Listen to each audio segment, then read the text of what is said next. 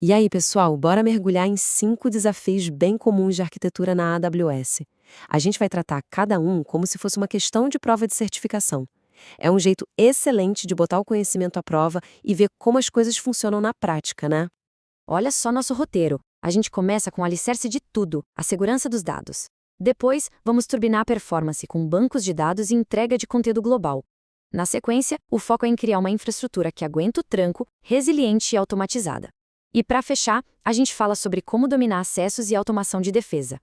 Beleza, vamos começar com o nosso primeiro grande tema: proteger os dados na nuvem. Porque, vamos combinar, sem uma boa estratégia de segurança, nada mais adianta. Olha só que cenário interessante. A gente tem aqui duas necessidades de segurança bem críticas. Mas a frase mais importante da pergunta é menor sobrecarga operacional. Isso é um sinal claro, apontando direto para soluções gerenciadas da AWS, aquelas que fazem o trabalho pesado para a gente, sem precisar de um monte de configuração manual. O pulo do gato aqui é entender a diferença fundamental entre esses dois serviços. O Secrets Manager é o cofre das suas senhas, das suas chaves de API, dos seus segredos. Ele pode, inclusive, trocar a senha do seu banco de dados automaticamente. Já o KMS, o Key Management Service, gerencia as chaves de criptografia, ou seja, as chaves que embaralham seus dados para ninguém conseguir ler. Um cuida do acesso, o outro cuida do dado em si. Os dois são essenciais. E falando em proteger dados, isso aqui é um exemplo clássico de defesa em profundidade no S3. É como ter várias camadas de segurança. Primeiro, a gente criptografa tudo com o QMS. Segundo, a gente liga o versionamento, que é um salva-vidas contra aquele delete sem querer. E terceiro, para se proteger contra uma exclusão maliciosa, a gente ativa o MFA delete. Aí, para apagar um objeto de vez, vai ser preciso um código de autenticação extra. É segurança em todos os níveis. Ok, nossos dados estão seguros? Check. Agora, a gente precisa que eles sejam acessados de forma super rápida e que o sistema não quebre por qualquer coisinha. Vamos falar de performance e resiliência de bancos de dados. Esse aqui é um problema super comum quando uma aplicação começa a crescer. A primeira coisa que vem à cabeça é só aumentar o tamanho do banco de dados. Mas nem sempre essa é a resposta mais eficiente. Às vezes, o que a gente precisa é de uma camada nova na arquitetura, um atalho para as informações mais acessadas. Então, a gente chega naquele ponto crucial. Qual ferramenta de cache usar? Elasticache for Redis ou Memcache? A grande diferença está na persistência. O Memcache é super rápido, mas se ele reiniciar, adeus dados. É ótimo para um cache simples. Já o Redis é mais robusto. Ele suporta snapshots, replicação, ou seja, os dados não somem. Para coisas como placares de jogos ou sessões de usuário, onde a gente não pode perder informação, Redis é a escolha certa. Agora, imagina que seu banco de dados precisa passar por uma manutenção, mas sua aplicação não pode parar de receber dados. O que fazer para não perder nada? A gente usa uma fila, o SQS. Pensa no SQS como uma esteira de aeroporto. A aplicação joga a mala de dados na esteira e já pode fazer outra coisa. A esteira segura a mala com segurança até o banco de dados estar pronto para pegá-la. O resultado? Os sistemas ficam desacoplados, independentes, e a resiliência vai lá para cima. Beleza, a gente já tem dados seguros, um banco de dados voando baixo. E agora? Agora a gente precisa entregar tudo isso para uma audiência no mundo inteiro e com a menor latência possível, claro.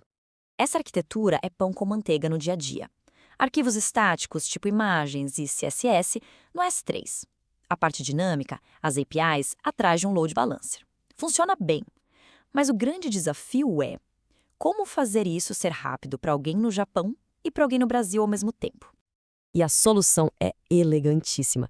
A gente usa um único serviço, o CloudFront, como a porta de entrada para tudo. A gente configura ele com duas origens. Uma é o S3 para pegar os arquivos estáticos, a outra é o nosso load balancer para a parte dinâmica. A mágica é que o CloudFront, que tem pontos de presença no mundo todo, vai guardar uma cópia desse conteúdo bem pertinho do usuário. O resultado é uma velocidade de carregamento impressionante, não importa onde a pessoa esteja. Certo, a aplicação está rápida, está global, mas e se tudo der errado? E se uma região inteira da AWS ficar indisponível?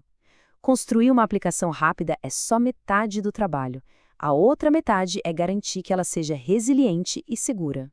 A palavrinha mágica aqui é RTO, Recovery Time Objective. Basicamente, é o tempo máximo que a aplicação pode ficar fora do ar depois de um desastre. E aqui está o dilema clássico do planejamento de DR. Como a gente se recupera rápido dentro dessas 4 horas sem gastar uma fortuna mantendo uma infraestrutura duplicada e ociosa? A resposta está na automação e na infraestrutura como código. O plano é o seguinte: a gente tira fotos periódicas das nossas máquinas, as AMIs. Automaticamente, a gente copia essas fotos para outra região, a nossa região de DR. E o mais importante, a gente tem um mapa da nossa infraestrutura toda escrito em código, usando o CloudFormation. Se o desastre acontecer, é só pegar esse mapa e as fotos mais recentes e mandar o CloudFormation reconstruir tudo na outra região. Confiável, repetível e automatizado. Agora, falando de segurança de rede, imagina que sua aplicação precisa falar com o DynamoDB, mas ela vive numa rede privada, totalmente isolada da internet. Como ela faz isso sem se expor? A resposta é um VPC Endpoint. Pensa nele como um túnel privado e seguro direto da sua rede para o serviço da AWS. O ponto crucial e o mais legal disso é que o tráfego nunca, jamais, sai da rede da AWS. Ele não passa pela internet pública. É segurança e eficiência na veia. E para fechar com chave de ouro, vamos juntar tudo, segurança e automação. Vamos ver como gerenciar permissões do jeito certo e como nos defender de ameaças de forma inteligente e automática. Essa é uma questão de governança que tira o sono de muita gente. Como a gente dá o poder que a equipe de desenvolvimento precisa para trabalhar, para criar e testar, mas sem entregar a chave do reino inteiro? Como seguir o famoso princípio do menor privilégio? A sacada aqui é separar as coisas. Uma coisa é a permissão que a pessoa desenvolvedora tem na conta AWS.